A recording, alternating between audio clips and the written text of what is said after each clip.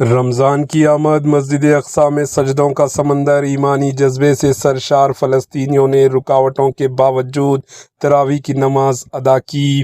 رمضان المبارک 2026 کے ببرکت اور روح پروار پہلی رات جب دنیا بھر میں اہل ایمان نے عشاء اور تراویح کی سعادت حاصل کی تو قبلہ اول مسجد اقصی میں بھی ہزاروں فرزندان توحید نے سجدہ ریز ہو کر اس ماہ رحمت کا استقبال کیا۔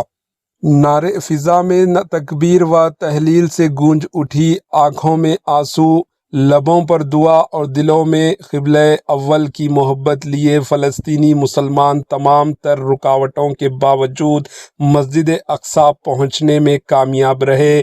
یہ منظر اس بات کی روشن دلیل تھا کہ ایمان کی طاقت کسی جبر اور پابندی کی محتاج نہیں۔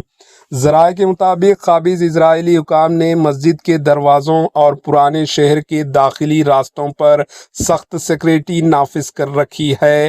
نمازیوں نے شناختی کارڈز کی باریک بینی سے جانچ پڑتال کی گئی اور متعدد افراد کو مسجد میں داخل ہونے سے روک دیا گیا۔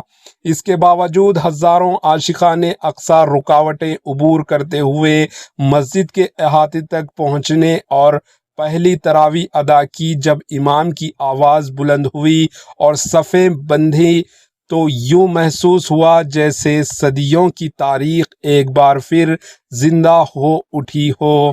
نماز تراویح کے دوران یہ اطلاعات بھی سامنے آئی ہے کہ قابض افواج نے مسجد کی صحنوں میں دوراندازی کی، جس سے نمازیوں میں اضطراب کی لہر دوڑ گئی، مگر ان حالات کے باوجود عبادت کا سلسلہ جاری رہا اور دعاؤں کی صدائیں فضا میں بلند ہوتی رہی۔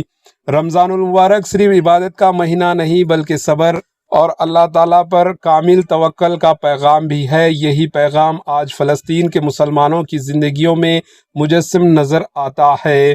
Bureau report, AHN news.